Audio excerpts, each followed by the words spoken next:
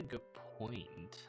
I probably should put these all on like the Spotify thing, shouldn't I? Well, who has the time for such? It's okay.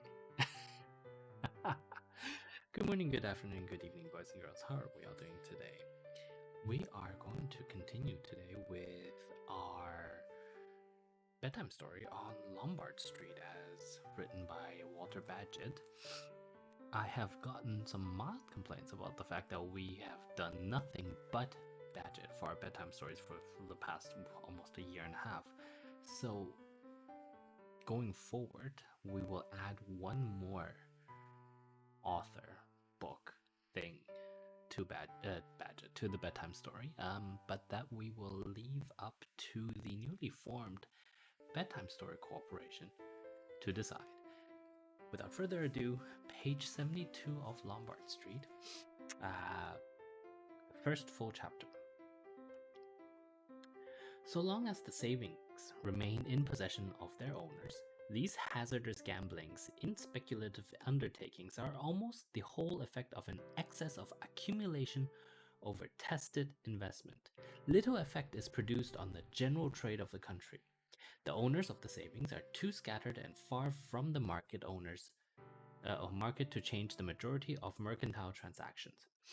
But when these savings come to be lodged in the hands of bankers, a much wider result is produced. Bankers are close to mercantile life. They are always ready to lend on good mercantile securities. They wish to lend on such securities a large part of the money entrusted to them. When, therefore, the money so entrusted is unusually large, and when it long continues so, the general trade of the country is, in the course of time, changed. Bankers are daily more and more ready to lend money to mercantile men. More is lent to such men, more bargains are made in consequence. Commodities are more sought after, and in consequence, price rise more and more. The rise of prices is quickest in an improving state of credit. Prices in general are mostly determined by wholesale transactions. The retail dealer adds a percentage to the wholesale prices, not, of course, always the same percentage, but still mostly the same. Given the wholesale price of most articles, you can commonly tell their retail price. Now, wholesale transactions are commonly not cash transactions, but bill transactions. The duration of the bill varies with the custom of the trade. It may be 2, 3 months, or 6 weeks, but there is always a bill. Times of credit mean times in which the bills of many people are taken readily. Times of bad credit, times when bills of much fewer people are taken, and even of those suspiciously. In times of good credit, there are a great number of strong purchasers, and in times of bad credit, only a smaller number of weak ones. And, therefore, years of improving credit, if there be no disturbing cause, are years of rising price, and years of decaying credit, years of falling price. This is the meaning of the saying, John Bull can stand many things, but he cannot stand 2%. It means that the greatest effect of the three great causes is nearly peculiar to England. Here and here almost alone, the excess of savings over investments is deposited in banks. Here and here only is it made use of so as to affect trade at large. Here and here only are prices gravely affected. In these circumstances, a low rate of interest, long protracted, is equivalent to a total depreciation of the precious metals. In his book on the effect of the great gold discoveries, Professor Jevons showed, and as far as I know was the first to show, the necessity of eliminating these temporary changes of value in gold before you could judge properly of the permanent depreciation. He proved that in the years preceding both 1847 and 1857, there was a general rise of prices, and in the years succeeding these years, a great fall. The same might be shown of the years before and after 866, mutatis mutandis. I will not go into that. And at the present, moment, we have a still more remarkable example, which was thus analyzed in The Economist of the 30th December 1871 in an article which I ventured to quote as a whole. Ooh, this is actually a Economist article. Oof.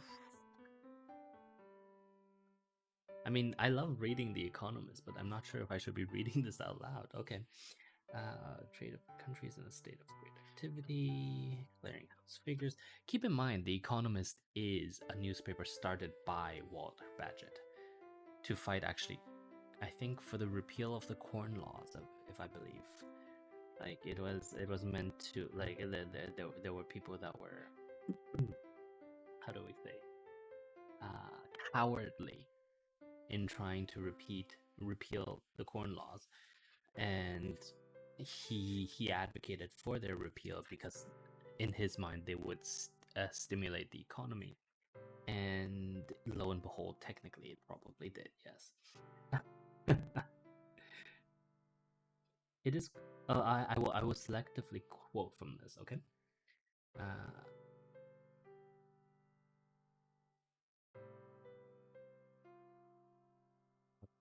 It is quite true that corn has not been quite so cheap during the present year, but even if it had been dearer than it is, it would not at all at once arrest the great trade which former cheapness had created. The ball, if we may so say, was set rolling in 1869 and 1870, and a great increase of demand was then created in certain trades that propagated through all trades.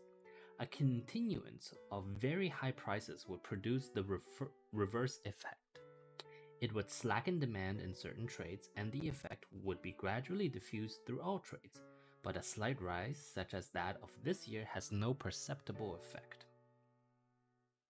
When the stimulus of cheap corn is added to that of cheap money, the full conditions of a great and diffused rise of prices are satisfied.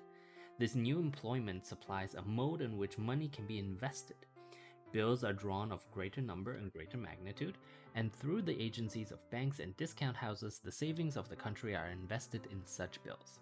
There is thus a new want and a new purchase money to supply that want, and the consequence is the diffused and remarkable rise of price which the figures show to have occurred.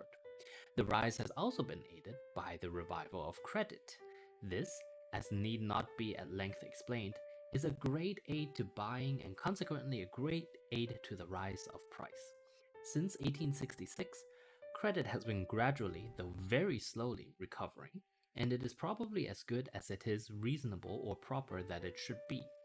We are now trusting as many people as we ought to trust, and as yet there is no wild excess of misplaced confidence, which would make us trust those whom we ought not to trust.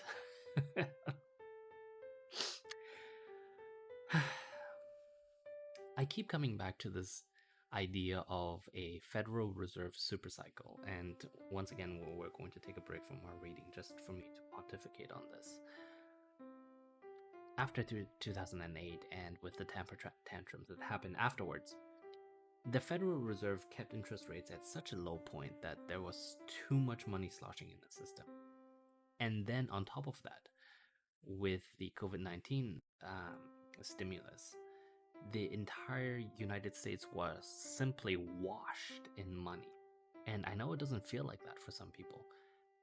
It is genuinely tragic to me that it doesn't feel like that to some people. But both the Federal Reserve and the United States Treasury really contributed to this whole inflation and current asset price bubbles that we see in things like, I don't know, real estate, that we see things in crypto, and when all of these bubbles fail, right?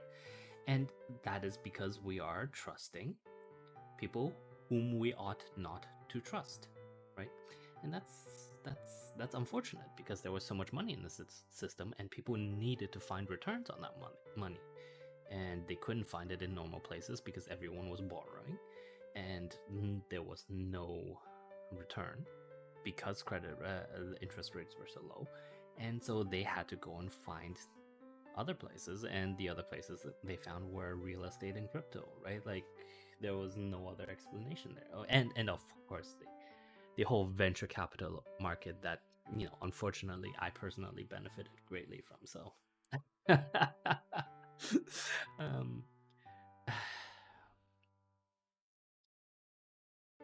in some ways, I would say that a entire generation of tech executives arbitraged the Federal Reserve. That's I will admit to that. What time is it? It's 10 minutes. Between 2008, let's say 2009, and 2021, a generation of tech executives are arbitraged the Federal Reserve.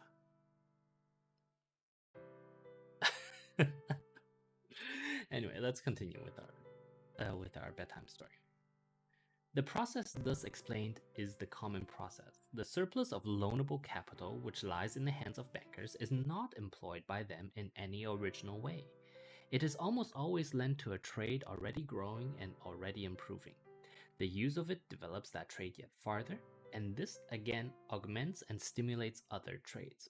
Capital may long lie idle in a stagnant condition of industry. The mercantile securities which experienced bankers know to be good do not augment, and they will not invent other securities or take bad ones. In most great periods of expanding industry, the three great causes, much loanable capital, good credit, and the increased profits derived from better used labor and better used capital, have acted simultaneously. And though either may act by itself, there is a permanent reason why mostly they will act together. And here again, we come to this Fed supercycle, right? When remember I talked about this, right? Like central banks are essentially, like, monetary policy has carried our society since 2008, because fiscal policy has been completely unable to work since I would argue probably 2005, right? And that's tragic. Anyway, about 2005. I'm not saying I know exactly, just about 2005. They both tend to grow together if you begin from a period of depression. In such periods, credit is bad and industry unemployed. Very generally, provisions are high in price, and their dearness was once one of the causes which made the times bad. Whether there was or was not too much loanable capital when that period begins, there soon comes to be too much. Quiet people continue to save part of their income in bad times as well as in good. Indeed, of the two, people of slightly varying and fixed incomes have better means of saving in bad times because prices are lower. Quiescent trade affords no new securities in which the new savings can be invested, and therefore there comes soon to be an excess of loanable capital. In a year or two after a crisis, credit usually improves as the remembrance of the disasters which at the crisis impair credit is becoming fainter and fainter. Provisions go back to their usual price, or some great industry makes from some temporary cause a quick step forward. At these moments, therefore, the three agencies, which, as has been explained, greatly develop trade, combine to develop it simultaneously. And this is my biggest issue with crypto, right? Over the past decade, crypto has absorbed so much capital that could have been deployed in driving new technologies. If we want to blame the lack of progress in the world on anybody, you could very well blame it on us tech executives who made a turn towards crypto. Not me personally, because I've always been anti-crypto for sort of this very reason, that there is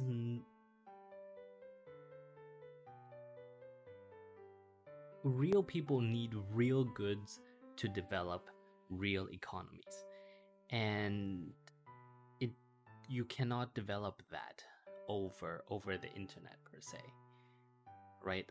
At the end of the day, people need to eat. At the end of the day, people need to dress. And if you create value over the internet, the net amount of efficiency for food, for production, is not changed.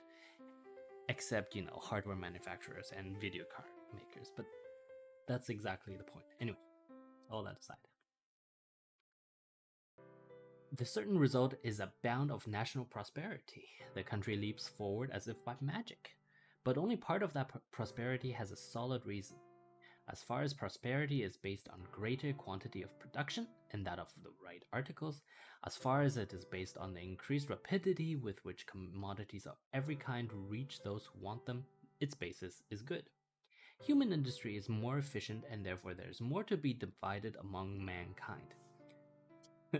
Isn't it funny that for the last few paragraphs, just like I make a comment that exactly runs right in front of what Bagehot is saying. Anyway, but insofar as that prosperity is based on a general rise of prices, it is only imaginary. A general rise of prices is a rise only in name. Whatever anyone gains on the article which he has to sell, he loses on the article which he has to buy. And so he is just where he was. Obviously, this is not strictly true, but like in general, yes. The only real effect of a general rise of prices are these. First, it straightens people of fixed incomes who suffer as purchasers but who have no gain to correspond. And secondly, it gives an extra profit to fixed capital created before the rise happens. Here, the sellers gain, but without any equivalent loss as buyers. Thirdly, this gain on fixed capital is greatest in what may be called the industrial implements, such as coal and iron. These are wanted in all industries, and in any general increase of prices, they are sure to rise much more than other things. Everybody wants them. The supply of them cannot be rapidly augmented, and therefore their prices rise very quickly. But to the country as a whole, the general rise of prices is no benefit at all. It is simply a change of nomenclature for an identical relative value in the same commodities. Nevertheless, most people are happier for it. They think they are getting richer, though they are not. And as the rise does not happen on all articles at the same moment, but is propagated gradually through society, those to whom it comes gain really, and as at first everyone believes that he will gain when his own article is rising, a buoyant cheerfulness overflows the mercantile world. This prosperity is precarious as far as it is real, and transitory insofar as it is fictitious. The augmented production, which is the reason of the real prosperity, depend on the full working of the whole industrial organization of all capitalists and laborers. That prosperity was caused by that full working and will cease with it. But that full working is liable to be destroyed by the occurrence of any great misfortune to any considerable industry. This would cause misfortune to the industries dependent on that one, and has been explained all through society and back again. But every such industry is liable to grave fluctuations, and the most important, the provision industries, to the gravest and the suddenest. They are dependent on the casualties of the seasons. A single bad harvest diffused over the world, a section of 2 or 3 bad harvests, even in England only, will raise the price of corn exceedingly and will keep it high. And a great and protracted rise in the price of corn will at once destroy all the real part of the unusual prosperity of previous good times. It will change the full working of the industrial machine into an imperfect working. It will make the produce of that machine less than usual instead of more than usual. Instead of there being more than the average of general dividend to be distributed between the producers, there will immediately be less than the average. And insofar as the apparent prosperity is caused by an unusual plentifulness of loanable capital and a consequent rise in prices, that prosperity is not only liable to reaction, but certain to be exposed to reaction. The same causes which generate this prosperity will, after they have been acting a little longer, generate an equivalent adversity. The process is this. The plentifulness of loanable capital causes a rise of prices. That rise of prices makes it necessary to have more loanable capital to carry on the same trade. £100,000 will not buy as much when prices are high as it will when prices are low. It will not be so effectual for carrying on business. More money is necessary in dear times than in cheap times to produce the same changes in the same commodities. Even supposing trade to have remained stationary, a greater capital will be required to carry it on after such a rise of prices as had been described than was necessary before that rise. But in this case, the trade will not have remained stationary. It will have increased, certainly to some extent, probably to a great extent. The loanable capital, the lending of which caused the rise of prices, was lent to enable it to augment. The loanable capital lay idle in the banks till some trade started into prosperity and then was lent in order to develop that trade. That trade caused other secondary developments. Those secondary developments enabled more loanable capital to be lent, and that lending caused a tertiary development of trade and so on through society. Right? So again, we come back to this idea of crypto. When money was cheap, if there were no crypto in a counterfactual world where there were no crypto, where there was no Bitcoin, the trillions of dollars that were put into crypto would have instead gone to other investments. Now, many of them could have gone to Bernie Madoff. Oh, my face almost died. Okay. Could have gone to Bernie Madoff, right? And that's, you take your risks with that. But I would make an educated guess to say in that counterfactual where there were no crypto, a lot more money would have gone into the renewables, would have gone into other growth prospects such that we would have, sure, a lot of it exactly could have gone to Elon Musk. But a lot more of it would have gone to companies that were more deserving of it than to see their money be burned in crypto. Anyway, continuing. Blah, blah, blah. In consequence, a long continued low rate of interest is almost always followed by a rapid rise in that rate. Till the available trade is found, it lies idle and can scarcely be lent at all. Some of it is not lent, but the moment the available trade is discovered, the moment that prices have risen, the demand for loanable capital becomes keen. For the most part, men of business must carry on their regular trade. If it cannot be carried on without borrowing 10% more capital, 10% more capital they must borrow. Very often, they have incurred obligations which must be met, and if that is so, the rate of interest which they pay is comparatively indifferent. What is necessary to meet their acceptance is they will borrow, pay for it what they may. They had better pay any price than permit those acceptances to be dishonored. And in less extreme eases, men of business have a fixed capital which cannot lie idle except at a great loss, a set of laborers which must be, if possible, kept together, a steady connection of customers which they would very unwillingly lose. To keep all these they borrow, and in a period of high prices many merchants are peculiarly anxious to borrow because the augmentation of the price of the article in which they deal makes them really see, or imagine that they see, peculiar opportunities of profit. An immense new borrowing soon follows upon the new and great trade, and the rate of interest rises at once, and generally rises rapidly. This is the sure to happen that Lombard Street is, as has been shown before, a very delicate market. A large amount of money is held there by bankers and by billboard brokers at interest. This they must employ or they will be ruined.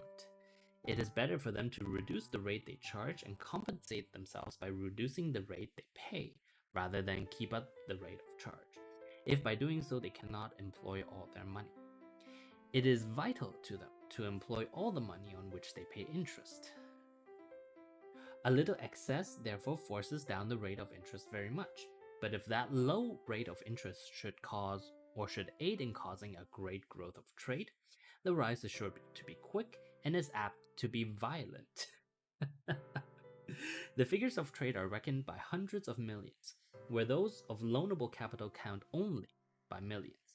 A great increase in the borrowing demands of English commerce almost always changes an excess of loanable capital above the demand to a greater deficiency below the demand.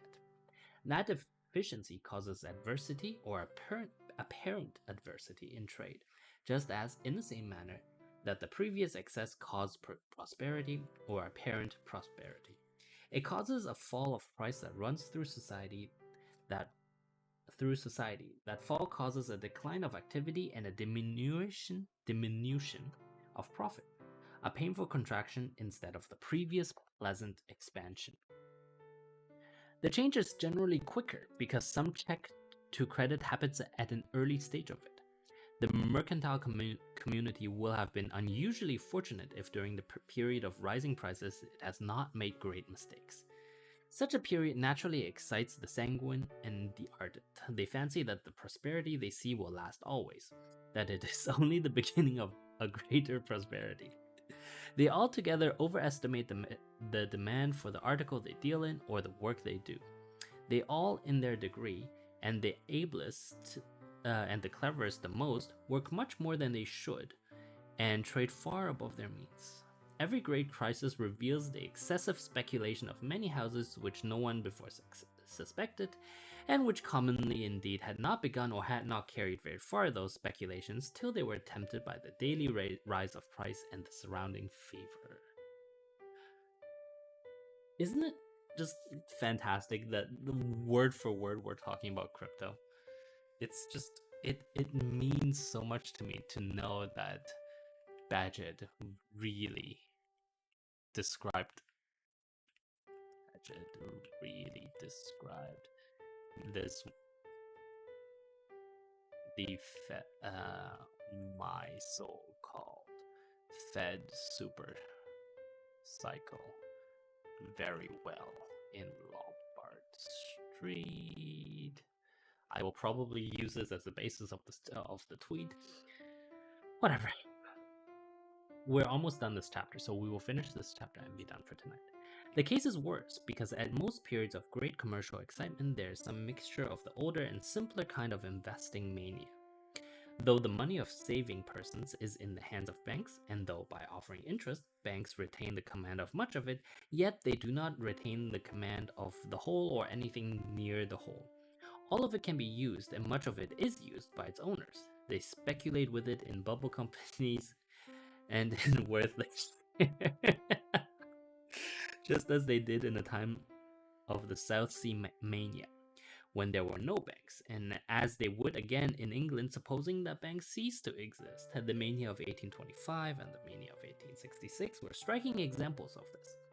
In their case, to a great extent, as in most similar modern periods to a less extent, the delirium of ancient gambling cooperated with the milder madness of modern overtrading.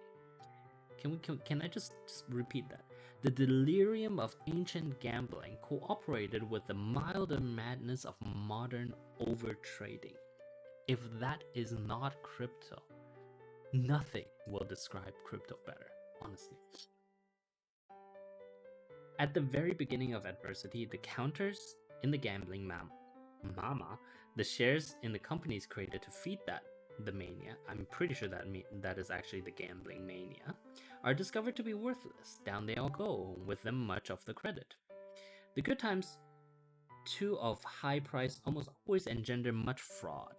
All people are most credulous when they are most happy, and when money has just been made, when some people are really making it, when most people think they are making it, there is a happy opportunity for ingenious mendacity. Almost everything will be believed for a little while, long before discovery. The worst and most ardent deceivers are geographically or legally beyond the reach of punishment. For example, in the Bahamas. Well, they're not beyond the reach, but isn't that fantastic? Geographically or legally beyond the reach of punishment. But the harm they have done diffuses harm, for it weakens credit still farther. When we understand that Lombard Street is subject to severe alternations of opposite causes, we should cease to be surprised at its seeming cycles. We should cease too to be surprised at the sudden panics. During the period of reaction and adversity, just even at the last instant of prosperity, the whole structure is delicate. The peculiar essence of our banking system is an unprecedented trust between man and man. And when that trust is much weakened by hidden causes, a small accident may greatly hurt it, and a great accident for a moment may almost destroy it. Now, too, that we comprehend the inevitable vicissitudes of Lombard Street, we can also thoroughly comprehend the cardinal importance of always retaining a great banking reserve. Whether the times of adversity are well met or ill met depends far more on this than on any other single circumstance. If the reserve be large, its magnitude sustains credit, and if it is small, its diminution stimulates the gravest apprehensions. And the better we comprehend the importance of the banking reserve, the higher we shall estimate the responsibility of those who keep it. And with that, we are completely finished with chapter 6 of Lombard Street. Thank you very much for listening and watching. In conclusion, please download Firefox, please don't do Chrome, and I shall see you all tomorrow. Perhaps. That's it. Wink.